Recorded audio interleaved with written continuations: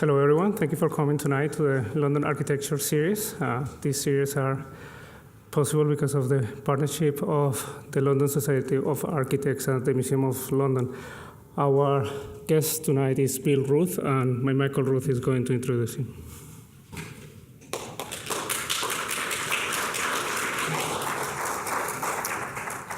Hi, everyone. As Maurizio said, my name is Michael Ruth, and I'm very excited to be able to introduce my dad, Bill Ruth. I became an architect because he never told me to. I was inspired by his creative process, his passion for what he did, and I guess it was contagious because it worked, and I ended up following in his footsteps. Bill graduated from the University of Toronto Architecture in 1971. Afterwards, he worked with EllisDon for a number of years, where he formed relationships which have lasted till today.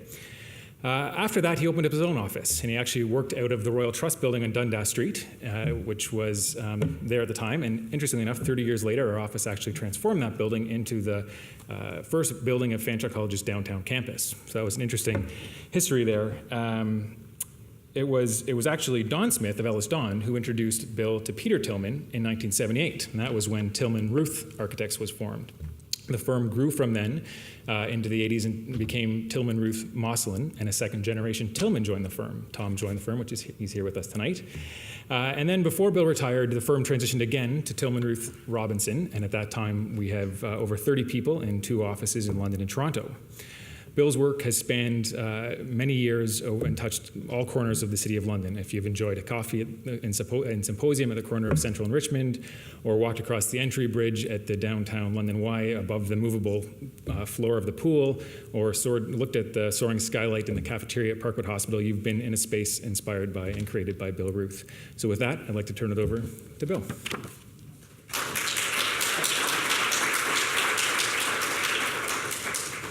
Well, Mike must have read my speech, because that's all there is. I probably haven't turned this on, have I?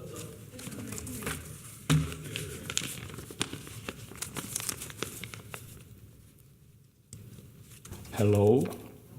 That's better. McMichael said I was passionate about my work, and that's very true. I loved it. I loved every part of it.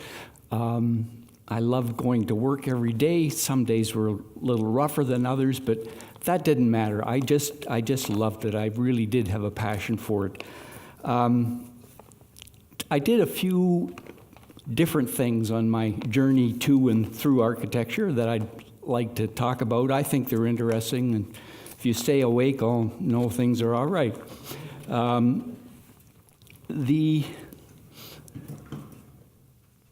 Just a little bit of background about my school. The University of Toronto, which was the only school of architecture at the time when I applied, there were 65 people in my first year class, 5 women and 61 men. I was 17 when I started, and the first couple of years were I'm going to say horrible, but they were, very disturbing. I didn't understand what architecture was. I didn't understand who I was, and it was a tough couple of years. Tough for me, tough for a lot of people. When we had criticisms of our work, as everyone had when they went to architecture, the criticisms were very destructive, not constructive. They never did tell you if you did something right. It was always what was wrong. And some people, well, everybody took that personally. Some people could survive that, some people couldn't. So by third year, we'd lost all 4 women. We'd lost quite a few of the male students, and things were looking a little bleak. But for me, it was almost like a light switch. Third year, there were some new books that were out that I began I began to understand. There was the Team 10 primer, Aldo Van Eyck and company, and Aldo had such poignant things to say as, a small leaf a leaf is a small tree, and a tree is a large leaf. Something very poignant about that. But seriously, there was also another book that I found fantastic, and that was Jane Jacobs' The Death and Life of Great American Cities. And I still think it's a marvelous, marvelous book. So, yeah, I was quite successful in what I did finally in third year. And at the end of third year, I won several prizes, and the one that I thought was the greatest was a traveling scholarship. And wow, that could open up the world to me. Until that time, the furthest east I'd ever been was Scarborough. The furthest west was Detroit. The furthest north was Huntsville. And south, I had gone to Florida a couple of times, but, that's nothing. So with this traveling scholarship, I hopped on a plane and flew across the pond, landed in London, England, spent a few days there, then across the channel, I rented a Volkswagen Beetle, and from there, I just crisscrossed Europe. It was so amazing. They were new worlds. Everything was new to me. It was exciting. Wow. Wow is the word. Everywhere you went, you saw such amazing things. You have to be a tourist too, I guess, a little bit. And this is a subway in Paris. Up until that time, I knew there was a subway in Toronto, and I knew there was a subway in New York. But this Paris subway, did something that I had never seen before. No matter where you were, where you stopped on the subway, there was something there that told you what was on the street above. And in this case, it was the Louvre. Excuse me. So, you remember, this is 50 years ago, but quite neat. Anytime I came to a city or town of any size, one of my first stops, and it still is a museum or an art gallery. This was the Rijksmuseum in Amsterdam.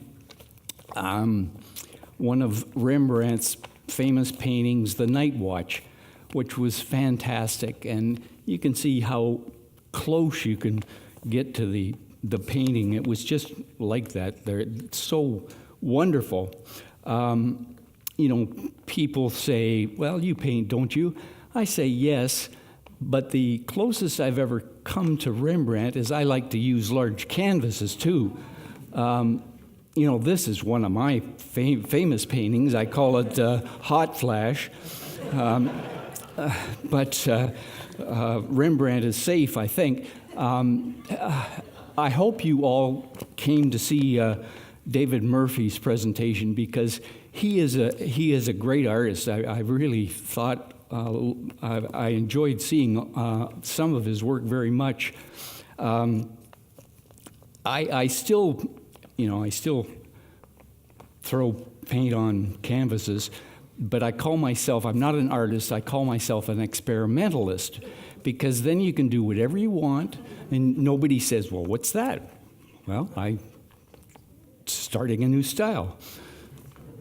Now, the one thing that I had to see when I went to Europe that summer was Corbusier's chapel at Fanshaw. Believe me, every picture I'd seen of it, every description of it, it was true. inside and outside. When you went in, it was just an elevating experience. It really was just absolutely amazing. Absolutely amazing. So I came back after my journey. Well, I should tell you about some of the other things I saw in Europe. I saw my first green roof 50 years ago.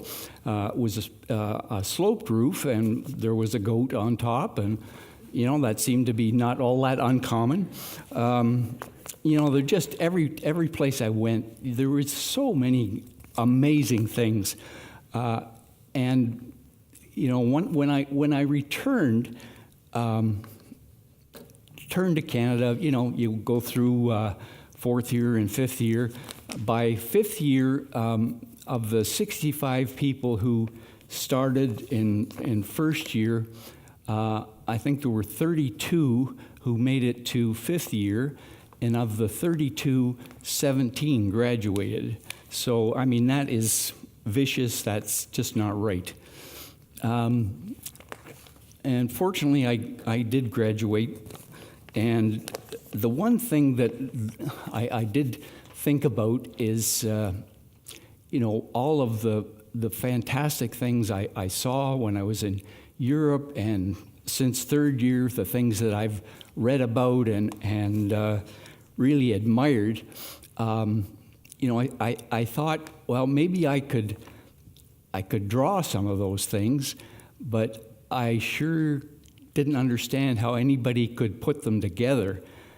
So to me, I wanted to work someplace where I could actually put buildings together and see how they went together and see how they looked at the drawings and how the things developed and evolved up. That's the slide. So I was speaking with my father, telling him of my travails, and he said, "Why don't you call Don Smith?" I had never met Don Smith ever before. My father had met him a few times, work connections. So I remember it was I was living in Toronto, and I called Don on a Tuesday and said, could I come? He was in London. Could I come and see you sometime? He said, sure. How about Thursday morning? Fine. So I made my way to London. Thursday morning out to see Don Smith. We had a very pleasant chat. I don't know whether he quite understand where I was coming from, but I said I wanted to work on construction. I wanted to put buildings together. And at the conclusion, he said, it was great meeting you, and if anything ever comes up, I'll give you a call. So, it sounded like, 2 or 3 months, maybe I'd get a call. So I went back to Toronto, and the next day, which was Friday, I received a call from Don Smith, and he said, I want you to be on this construction site in North York, 7:30 Monday morning. Okay. That's kind of how he operated. So there I was on the construction site, 7:30 Monday morning. Oh, he did say, now make sure you wear steel-toed boots. So I did do that, and they actually gave me a hard hat. Okay. So I was there on the construction site. I met the superintendent, and, I didn't do too much. And finally he said, can you help shoot levels and things? There was one course we had in first year architecture, which was a surveying course. I understand McMichael said that they didn't have that, but that surveying course really stood me very well. So I quickly became the assistant site engineer, and I could shoot all the grades and the levels and everything, and I thought that was fine. Then one day, one of the men came and said, come here, I want to show you how to put these dowels in the top of the concrete walls that were just being poured. So over I went, and he showed me, and I thought that was kind of neat. And, I can't remember. This was in the afternoon sometime. And I was told, well, make sure when the concrete truck comes, you can do that.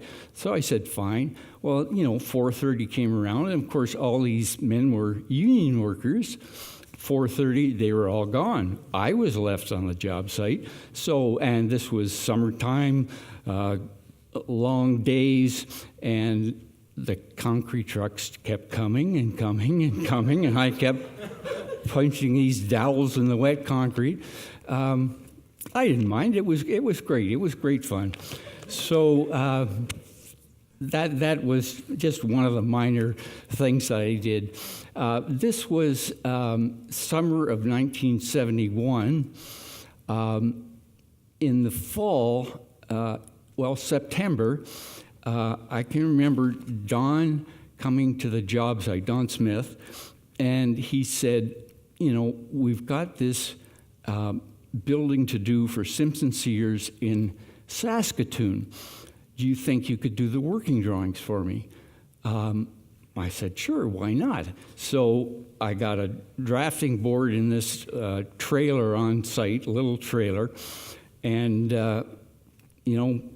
in between times going out and shooting levels and things, I came back and I was drawing away. And I don't think he told me when he was coming back, but I later learned that he and his wife Joan and Peter and Julaine Tillman were over in Russia seeing the end of the Canada-Russia hockey series in 1971.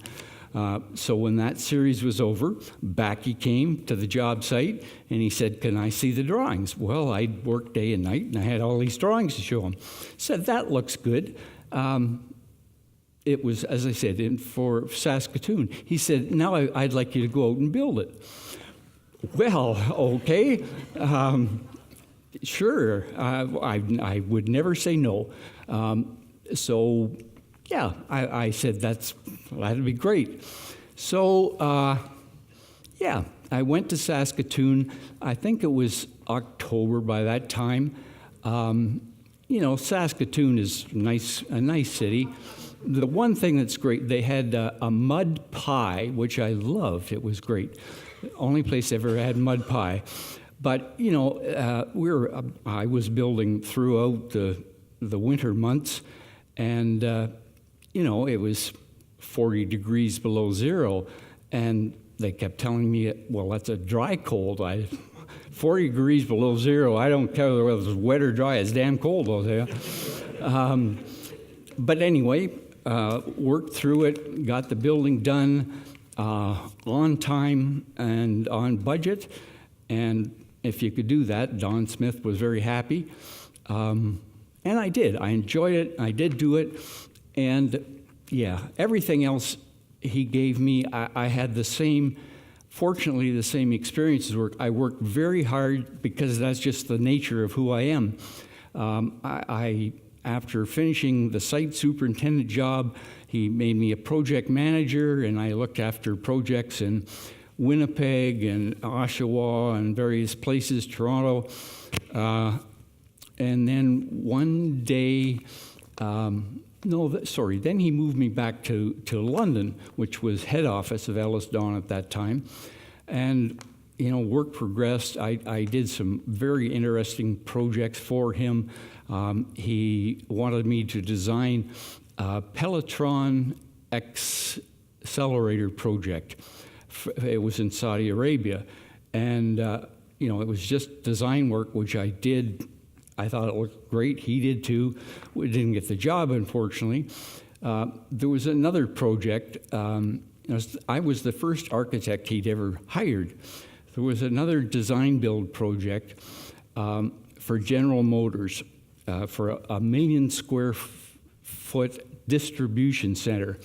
1 million square feet. Can you imagine? I wasn't 30 years old and I was going to design a building that was 1 million square feet. This was pretty damn good, or at least I had the opportunity. So he asked 2 engineers who had previously worked for him to do a design, and me. Well, the 2 engineers' buildings looked like 2 engineers' buildings. And he liked mine. I thought it was great too. And the building went ahead, and there was my first 1 million square foot building before 30. Wow. Yeah. Also, if he had any special projects, there was one, he had a corporate airplane at that time, and he said, can you design something to how to paint the airplane? I said, sure. So, that was great fun. I did all sorts of weird and wacky things, and that's how the plane looked when it was finished, but I thought it was all right. So, yes, Don Smith was great to me. He gave me all sorts of interesting jobs to do. And as I say, I worked hard, and I think I did them all very well. In London, I became head of their design build team, just did all sorts of very interesting things. One day, at that time, he was doing some work in Saudi Arabia, and he was pursuing another project there, and they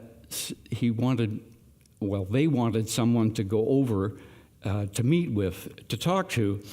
So he said, would you like to go? I said, sure. So he made me a vice president, because they had to have somebody important go. So he printed business cards with vice president on them, which was kind of nice. And off I went to Saudi Arabia. Wow. So I went to Riyadh, Riyadh, and met some of the Saudi people.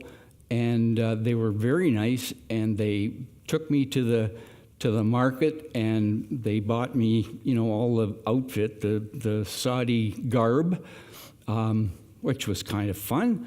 And I was there, I think, just 2 weeks. But one day they said, "Would you like to come for a lunch?" Sure. So I had to wear my garb, and it was on an oasis out in the desert. Great fun. So out I went, and everybody's sitting on these rugs on the ground with the food, and I had learned very carefully that you leave your left hand by your side on the ground, and you can only pass the food with your right hand. You can only eat with your right hand. Oh, yes, there are no knives or forks. You eat with your hands. But, great fun. It was such a very interesting thing.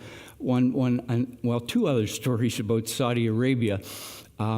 One, I also was invited to attend a wedding. A Saudi couple were getting married, and there was this building, and it had an outdoor courtyard, and the walls around the courtyard 12 feet high, and there was a wall right down the middle of the courtyard 12 feet high. All the men had to stay on one side, all the women were on the other side. Okay.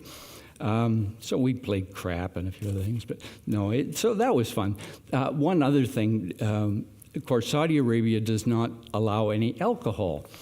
Well, as I say, Don Smith was doing some projects in Saudi at that time. So, and what construction superintendent or worker doesn't like to have a few cocktails once in a while? So Don, when he'd be shipping over these big bundles of plywood, they're all wrapped in steel and everything, and they were being sent over by ship. So what Don did is he, just inside one of the edges of the pallet of plywood, he nicely cut out, a shape so he could put a bottle of liquor in there to send to the superintendent. Well, the superintendent thought this was wonderful, you see. And that was just another story. Anyway, it was great. The things I did for Don Smith, I remember I did everything that I wanted to do. He taught me so much, which I really appreciated. Came a time, though, where I thought, I'm just about, one other point I should say. In all the projects that I did for Don, or at least most of them, the architect who was in charge of the project, I arranged a meeting with the architect very early when I was on the project, so he knew what I was doing, what part of the job I was doing, so he could support me with my logbook, which was awfully very nice. And once I finished and presented this to the OAA, they actually accepted it, which I was very grateful for. Where am I? Oh, yes. When I wanted to set out on my own, Don said, sure, if that's what you want to do. So he got me started, got me a couple of good jobs. And one of the jobs, big job, this was worth maybe $800,000 or $900,000, which for me was a big job. It was for it was called a forwarding company. And what happened is that the goods would arrive by train and then they'd truck them to their final destination. So this forwarding company, I had to meet with CP Rail because there had to be a rail spur line into where the holding or forwarding company was. So at that time, the engineering department for CP Rail in this area was on top of the CPR railway station, and I went there, met with an engineer who was very nice to me. His name was Russ Allison. We were still good friends. He later became president of CP Rail. And yeah, nice to everybody. You work hard, and you never know who you're going to meet. So that was just a fun thing. Anyway, it was time that I did go out on my own, so I was on my own a very short while. And then I had a call from Peter Tillman. I know that Don Smith and Peter Tillman were the best of friends. And Peter said, I need a new partner. And I sort of hummed and hawed a little bit because I really, really enjoyed driving my own ship. I really did. It was something I always wanted to do. Anyway, Peter basically at the end, he said, you can be in complete charge. You can be in charge of design, hiring and firing, anything you want. You're the person in charge. I said, wow. I said, well, I mean, my $800,000 or $900,000 job, big job to me at that time, I mean, how many years would I have to work to be able to qualify to do an $80 or $90 million job? Maybe never. So Peter said, come on, let's try it for a year. If we both get along, great. If we don't, we just go our separate ways. So I said, okay, Peter, let's do that. So I joined Peter Tillman, and oops, why is it jumping? Oh yeah, okay. The first job that I designed was Parkwood Hospital, 473-bed hospital. This was the first job. Peter had already secured this job when I came, and yes, I was in charge of design, so I had to design it. Wow, I went back to my Team 10 primer and all of that, and I also said that, a house is a small city, and a city is a large house, and that was sort of the premise for me for designing Parkwood Hospital. I enjoyed it so much. And just all of the projects were wonderful that I was on. As I say, Peter gave me full rein. One thing that he did ask me to do, though, very early on in our relationships, he said, I have never written any policies or procedures. So would you do that? And I said, sure. So, there was policies and procedures about, hiring and firing, and with one about retirement. Well, okay, I thought to myself, well, everybody should retire when they're 65, because at that time there'll be lots of fresh young people coming up that would be much better at doing architecture than a 65-year-old. So, that's what I wrote, never thinking that I would ever turn 65. But alas, it did happen. When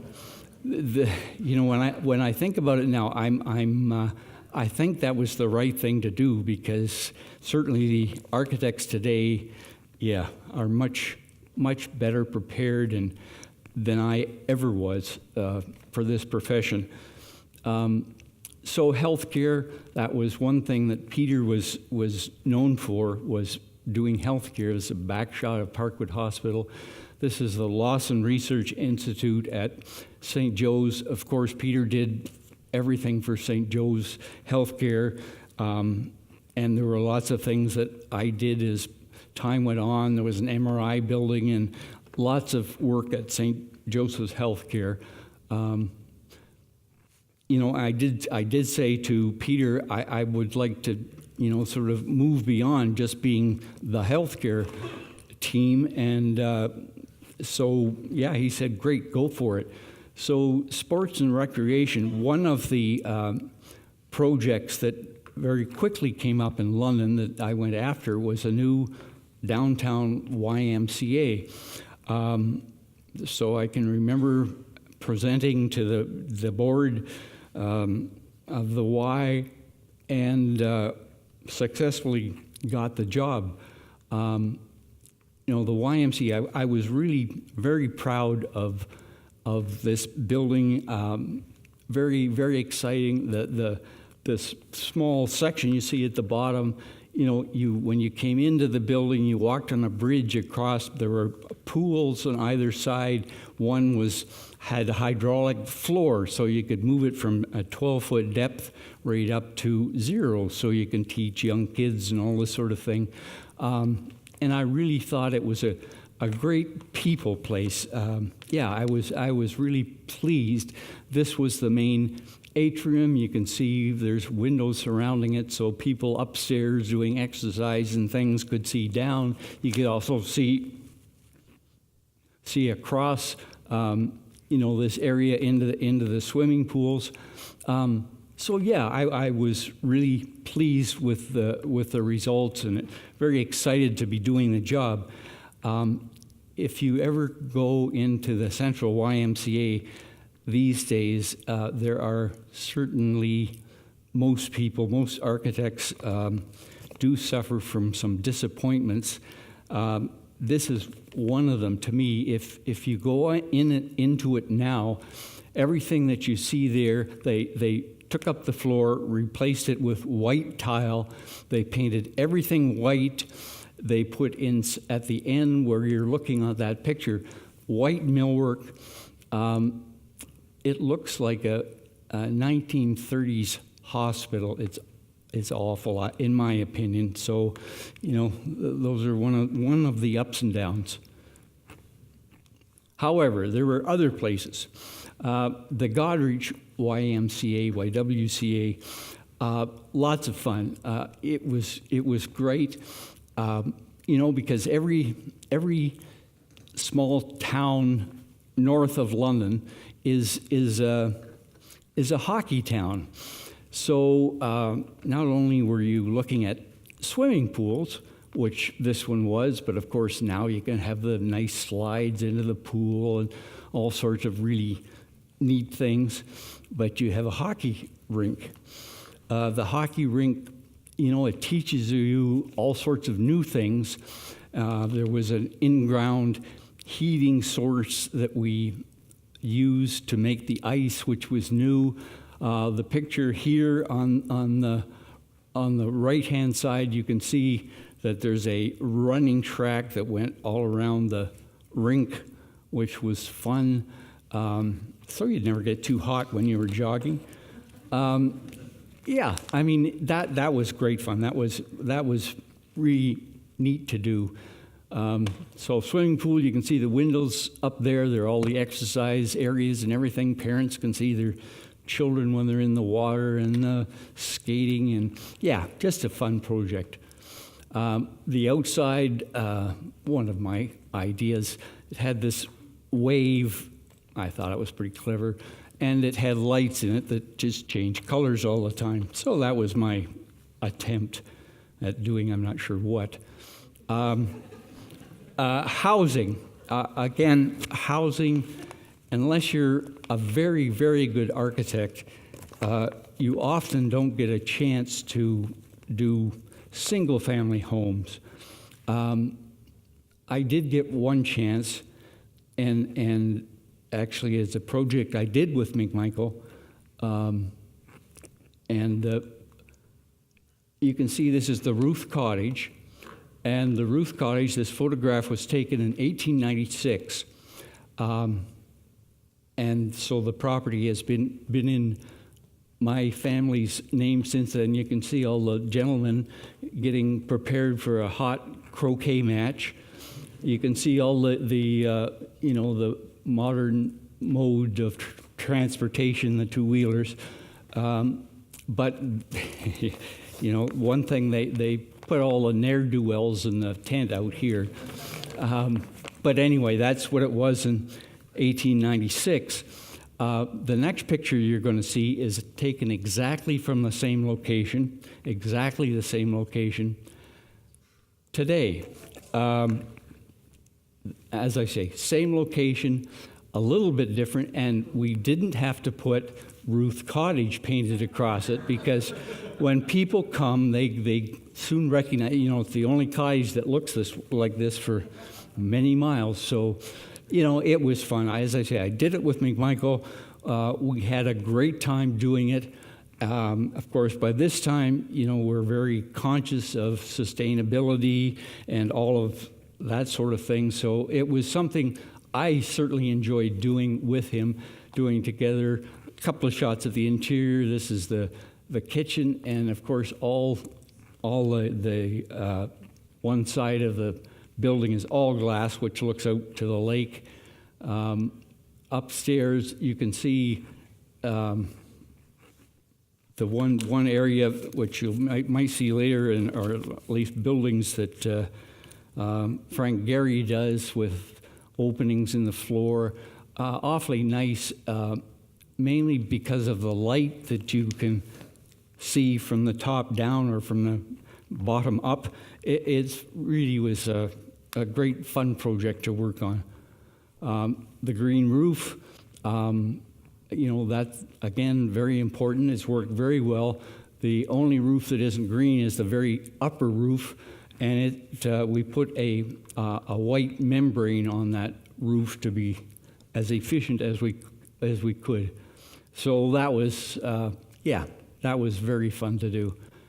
In terms of housing, the firm did gain a good reputation for doing student housing, and still doing student housing. I think we did the first 5 or 6 student residents at Western, and this is one of them.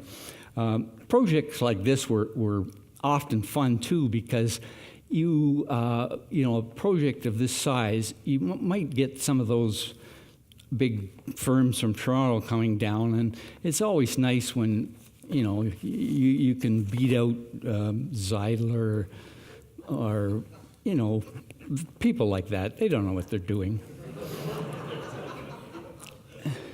This is another residence at Fanshaw.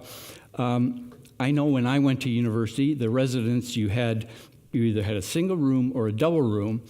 Most of them at this time were built in the suite style, where there were 4 people in a suite with a common kitchen, a common dining room, a common living room. A little bit more progressive than my day. Education is another sector that I was keen on getting into, and did a lot of work at community colleges, Fanshaw College, Lambton College, Niagara College. We did, I've forgotten the name of it, college in Toronto too, north of the 401. Can't remember what it's called. Anyway, this was awfully fun. Fanshaw College here in the city, we did lots of work for Fanshaw College and still are.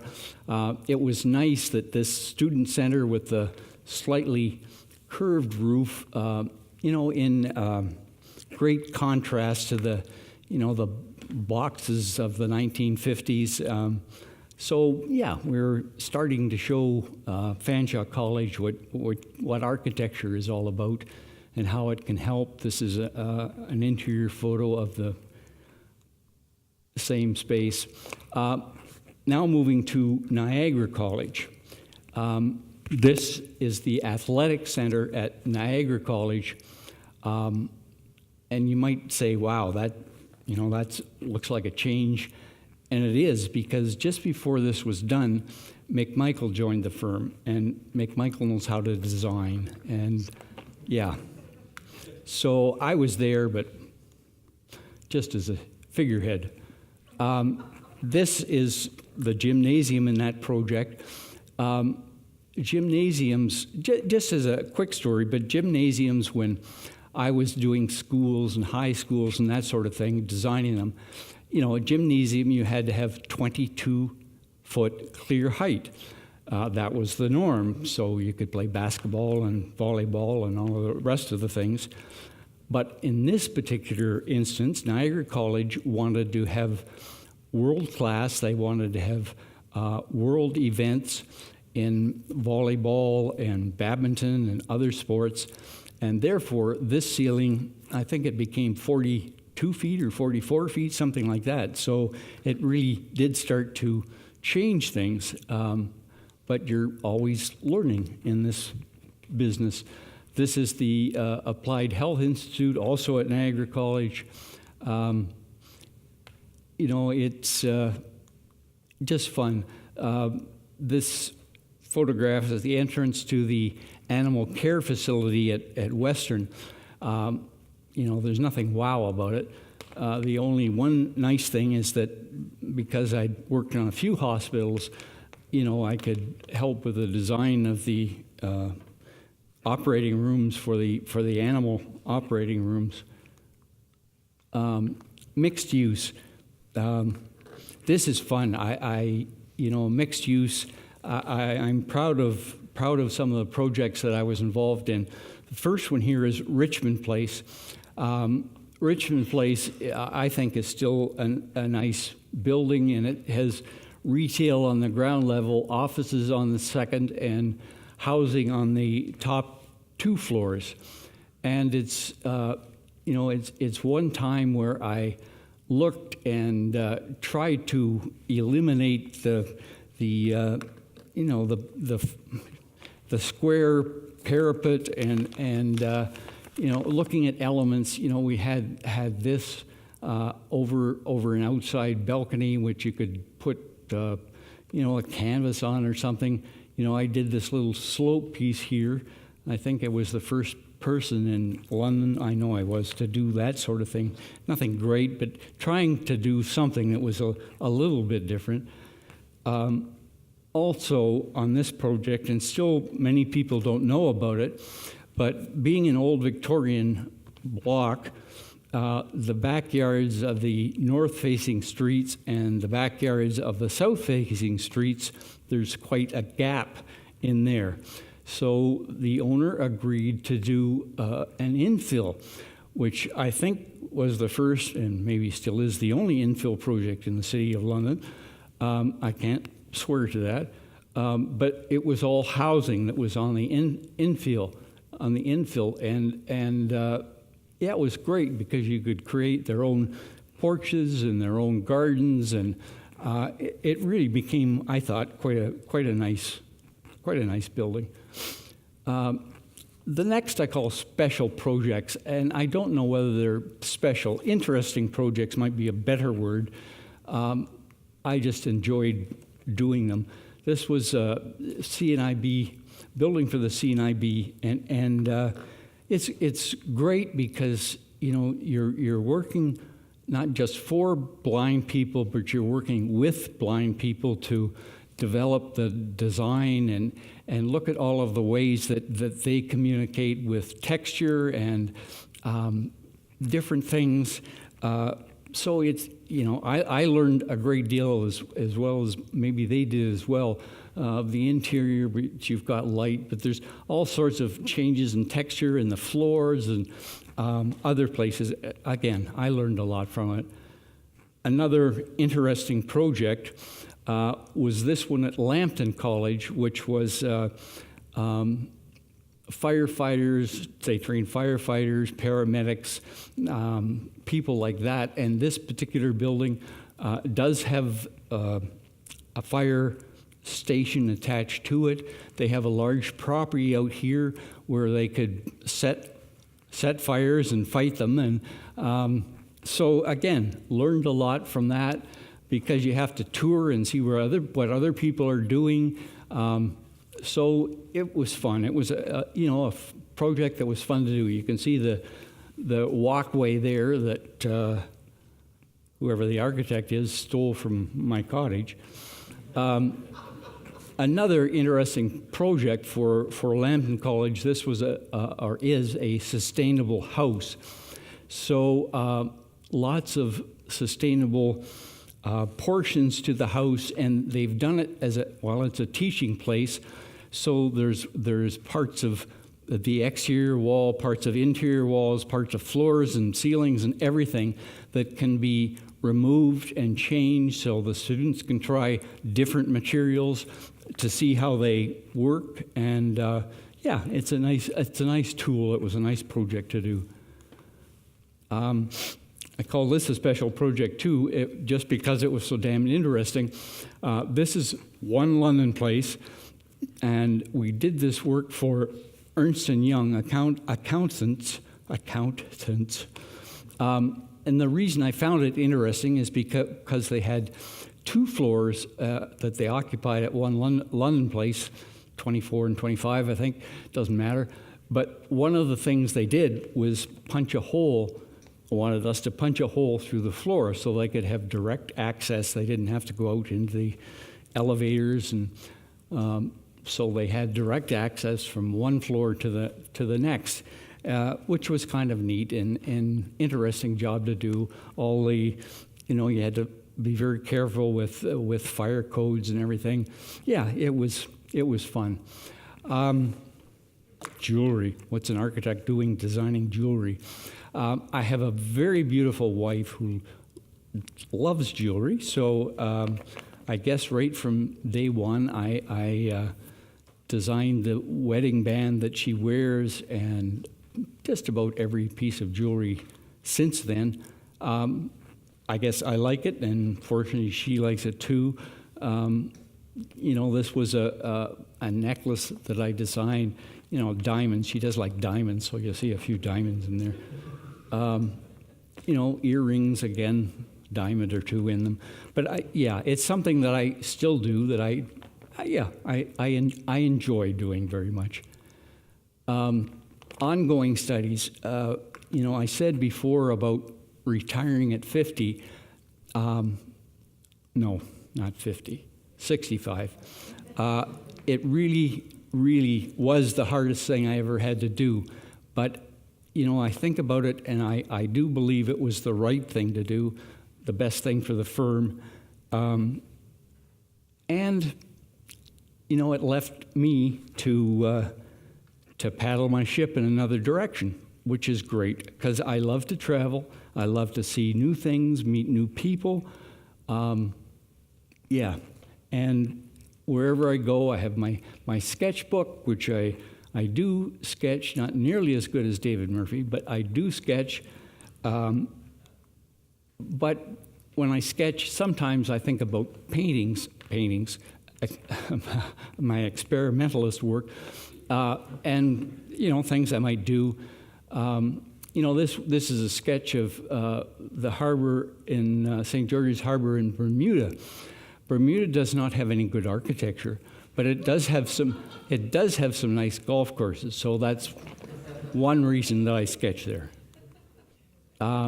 This was on another trip to, we went Australia first, no, Fiji, then Australia, and then New Zealand. This is a sketch I did in New Zealand. So, yeah, it's great to meet new people, see new places, always discovering. I love that. You don't always see good architecture. One trip that my wife and I went on to the Far East, we started in Singapore. This is in Singapore, and then Vietnam, and then China. But this building, you see, with the ship on top, the only I shouldn't say the only, but one of the nice things about it is they do have an infinity pool over the center tower, right at the top. There's an infinity swimming pool, so you can swim right out to the edge and look straight down, which is different. So yes, there's not always great architecture, but you can always find neat things. Of course, Frank Gehry, been to Bilbao a couple of times. He does some incredible things. My first journey to Europe when I was a student, I went to Cologne, Germany, and it has the tallest Gothic cathedral in the world in Cologne. And you're inside Cologne, and you in the cathedral, and you experience that. Sometimes you're in some of the work that Gehry does, I have the same type of feeling. So, I think that's good. Another trip, Great Britain. This is a Macintosh house in Scotland. I never did think much of Macintosh when I looked at his work in the books, but actually, I think he's done a couple of very nice things. Ruby, my first grandchild. Ruby is wonderful. When I was preparing for tonight, I needed an audience, and I said, Ruby, would you listen to this for me? And she said, sure, Papa. And I said, well, after I'm done, I want you to tell me what you think. She said, I'll do that, Papa. So at the end, I said, well, Ruby, what do you think? That's what she thought. If anybody's still awake, I'd be happy to answer any questions.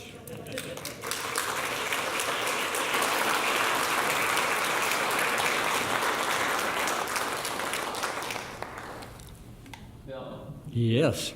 Just wondering, have you taken a try at watercolors? No. I haven't.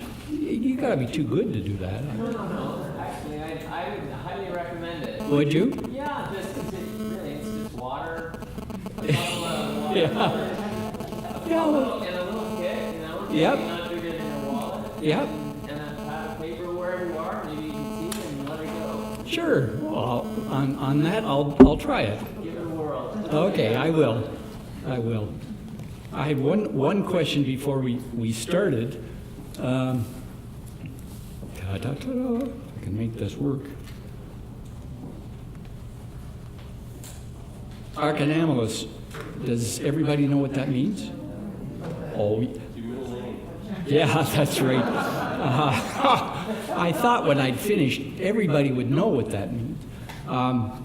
Anyway, the anomalous means amazing. And my architectural journey to me has been amazing. I've, as I say, loved every minute of it, and all the things.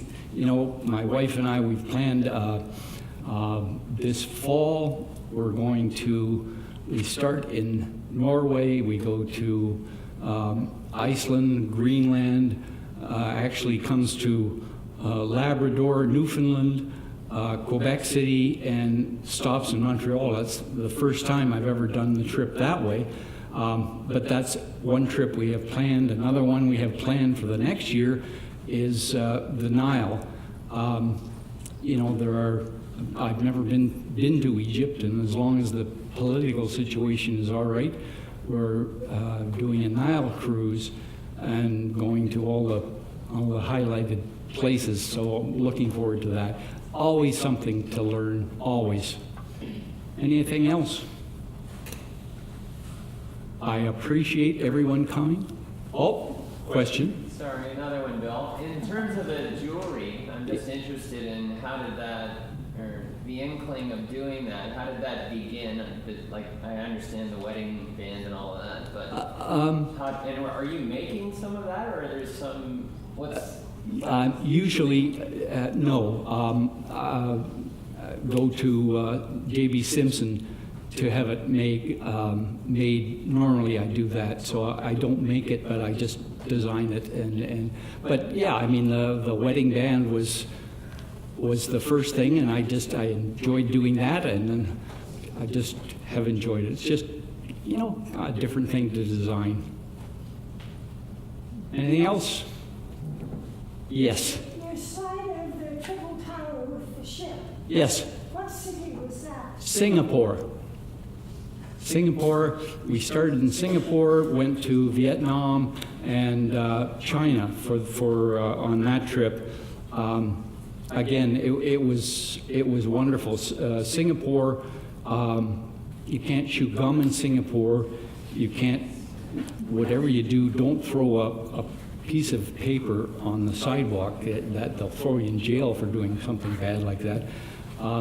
So again, it's not just the architecture, but the cultures, the people. The same when in Vietnam. Of course, they referred to the war that we say is the Vietnam War. They say it's the American War. And they don't like American people very much. But just when you go, I mean, the traditional, or one of the traditional Vietnamese houses is anywhere from 7 to 10 feet wide. Very interesting how they do that, and so I did a little research on that to see, which was great fun. Also in Vietnam, you'll see just on the streets, there'll be on a motor scooter, there'll be a husband, a man, and his wife, and 3 kids on the same scooter. And this is not uncommon, this is very common. So, yeah, but you just, as I say, you see all sorts of neat things. The trip to China, the one thing I was on my definite to see list was the Great Wall, and that is incredible, absolutely incredible. Anything else? Yes. Any of your projects that you've completed in your life, so give us one that was kind of the crux of your design that you think was the most important, or that you put the most of your, soul into? You know, if I was still practicing and somebody asked me that question, what's the best piece, I would always answer the next one. But no, I can't say that there's one. All of them have good points and bad points, I think. I just enjoyed doing it. So no, there isn't one. Anything else? Thank you.